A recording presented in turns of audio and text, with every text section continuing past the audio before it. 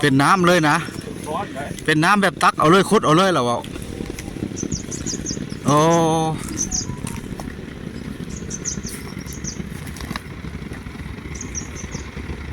ดิไปเบิ่งบ่อน้ำเกลือเนาะตักน้ำมาต้มเป็นเกลือเนาะแบบอยู่เกลือทะเลเลยพี่น้องอยู่ในประเทศลาวก็เป็นแห้งทบิดเนาะที่ว่าหาแบบอาชีพต้มเกลือกินเป็นหน้าเข้าเลยแบบแต่พ่อแต่แม่เฮ็ดมาไปเบิ่งน้ำกันว่าสิไก่สำใดไก่ไก่สำใดว่ามันอยู่แห้งใดกันแท้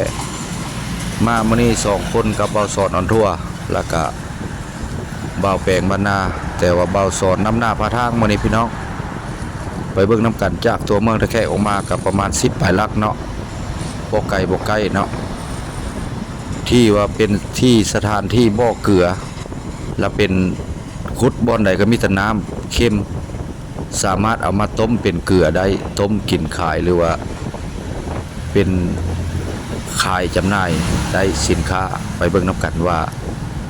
สิอยู่เลือกซ้ำใดเลยเพิ่นต้มแบบใดเนาะเฮาไปเบิ่งน้ำกันพร้อมๆกันพี่น้องเฮามาไปกันเลยพี่น้องจากสายทางไปกับบ่ไกลเนาะระหว่างในใจกลางของทุ่งนาเนาะพี่น้องไปกันเลย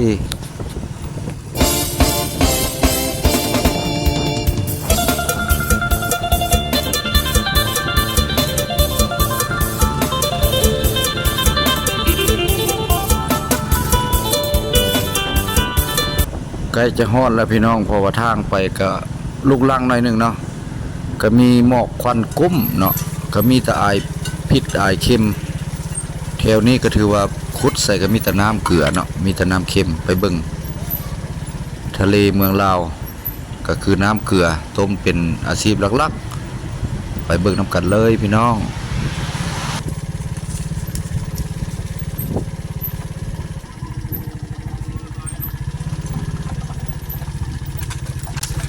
โอ้ควายลายแท้ หายากเลยเนาะ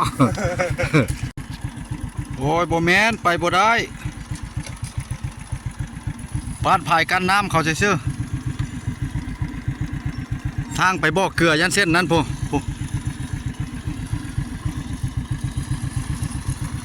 เส้นนี้บ่แม่นทางเขามาผ้าป่าซึฮอดแล้วพี่น้องอันนี้ก็คือบ่อต้มเกลือที่ว่าเอาน้ำเนาะขุดออกจากน้ำบ่แม่นเกลือกีทาแต่ว่าที่ว่าเอาน้ำมาแล้วเฮาบ่ได้ตองในอย่างที่ว่าเอามาต้มเป็นเกลือเลยเนาะนี่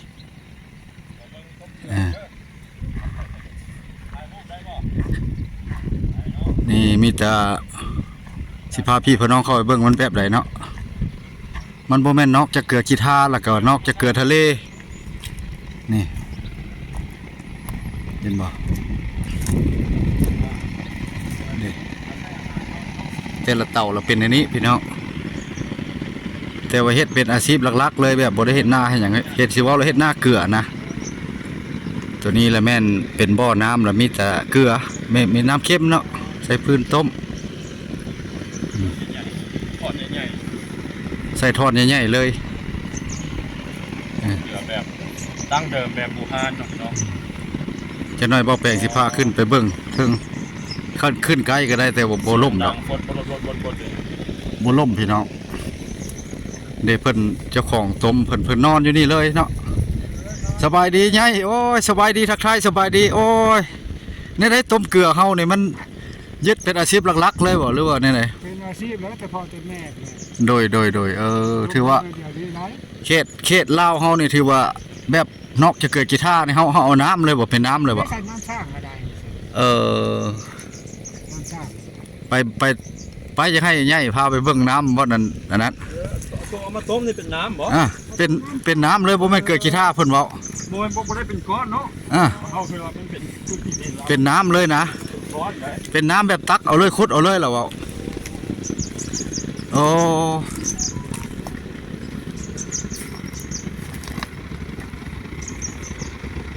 ดิอันนี้เริ่มออกแล้ว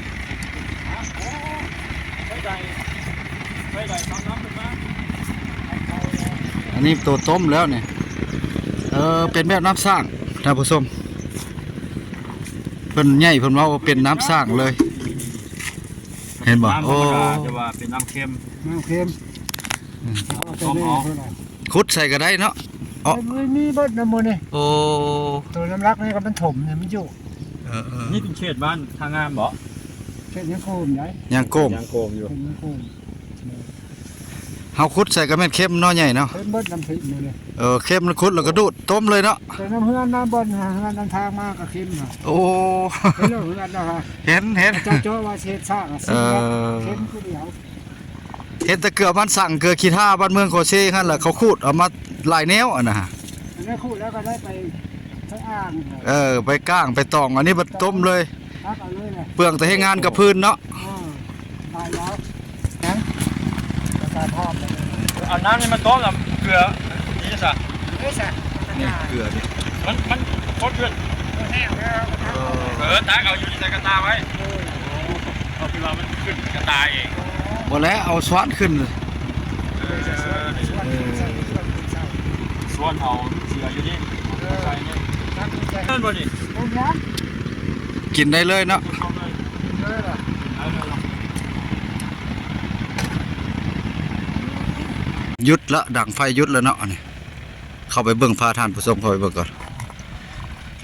อยู่ประเทศลาวเฮาก็มีเนาะเห็นทะเลเพิ่นก็สิขุดใส่ก็มีน้ำท่านผู้ชมเพิ่นว่าเนาะเกลือสดๆนี่เป็นเกลือเลยกินได้เลยเพิ่นว่าเนาะ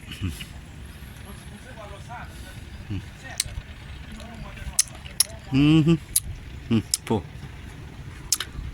เป็นเกลือเลยเปลืองแต่ไม้ก็ค่าให้งานโอ้อันนี้สำเร็จแล้วเป็นเกลือแล้วเพื่อสิเตรียมให้ขายแล้วนี่เป็นเกลือแล้วนี่เฮ็ดเป็นอาชีพหลักๆเลยได้เพิ่นว่าแต่พ่อแต่แม่ได้นี่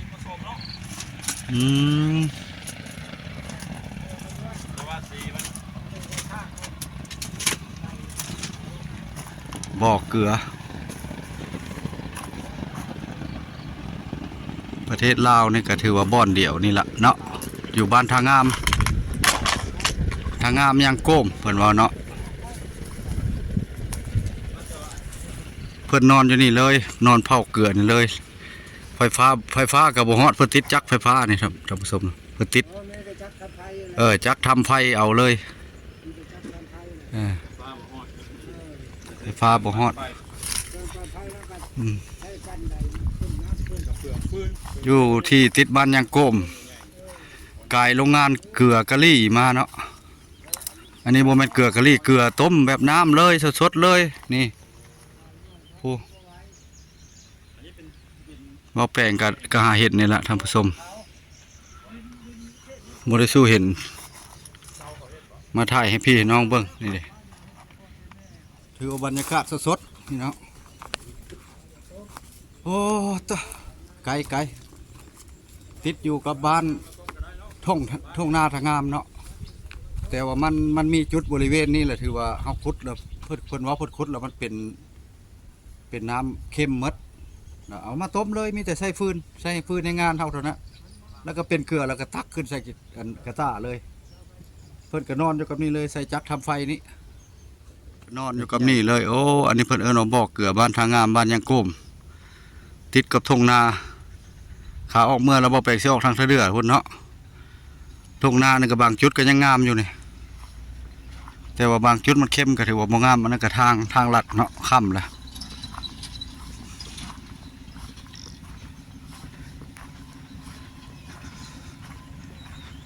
แต่เก้าละเกลือทะเลเพิ่นต้มแต่ว่าบ่แปลงก็บ่เห็นเนาะแต่ว่าอันนี้เกลือแบบน้ำในประเทศลาวเฮานี่ย่านมีบ่อเดียวนี่แหละเนาะค่อยว่าเกลือขี้ท่าค่อยเกลือขี้ท่าแล้วค่อยเห็นเพิ่นขูดเอาอันนี้บัดเป็นน้ำต้มเลย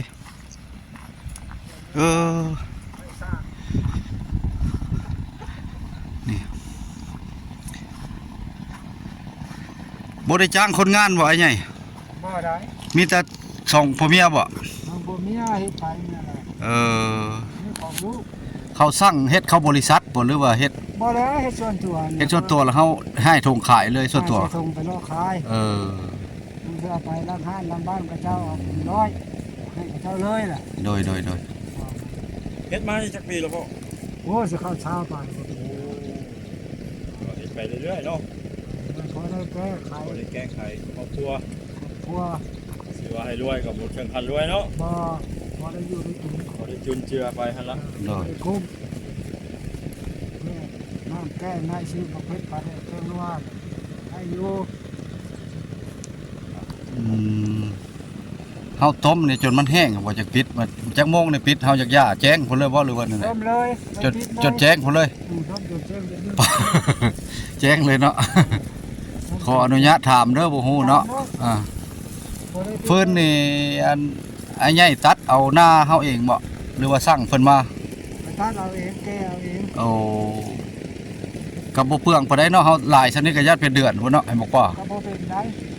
ยังหมดไว้เนาะ เปิดไว้ปัจจุบันมือเป็นคืน โดย เอาเฮ็ดยุไปเลย อันเกลือพวกเฮากินคู่มื้อนี่ก็ขาวๆนี่เจ้าว่าเกลือให้เจ้านี่บ่ใช่ ยันแม่นคันเอาถุงใหญ่ได้ เออผมเบาสอนเพิ่นไปกินเกลือล่ะถ้าได้เกลือขาวๆนะเพิ่นตากเพิ่นไปกินเกลือแม่นหมดอยู่นี่จักเจ้านี่ไอ้ใหญ่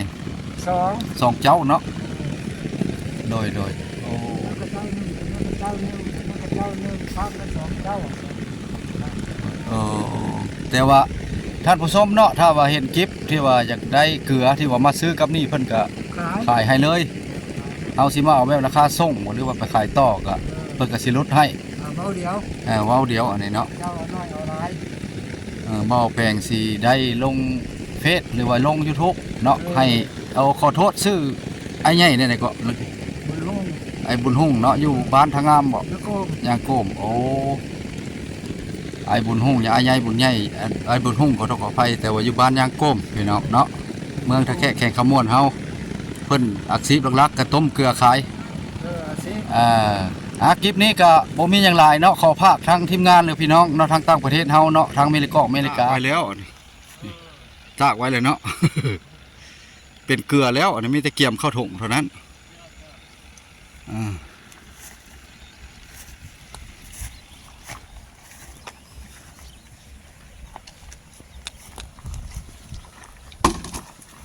สองเจ้าทำผสมเพิ่นอยู่ในสองเจ้าเพิ่นว่าของเจ้าแล้วแม่นเจ้าอันตัวนี้กับตัวนี้เนาะโอ้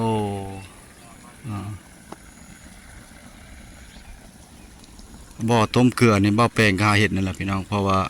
เห็ดอยู่เกลือกีทาแต่ว่าต้มเอาน้ำต้มนี่มีแต่เห็นอยู่นี่ขุดเอาเลยบ่ได้ยะขุดแล้วออกเลยเนาะน้ำจักเม็ดขุดฮะ มันก็6-7 8เมตรมันก็ออกแหละ ลื่นอยู่ ออกแล้วใช้งานได้แล้วเนาะ ใช้งานได้เลย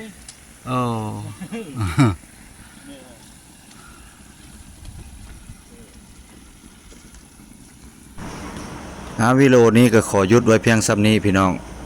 อันนี้คือบ่อเกลือเนาะหรือว่าน้ำเห็ดมาต้มเป็นเกลือเลย อยู่ติดเดียวกับทางงามแล้วก็เมืองทะแคะแข่งขมวนพี่น้อง มีแห้งเดียวนี่แหละไปก่อนเด้อหมดสุขุสุคน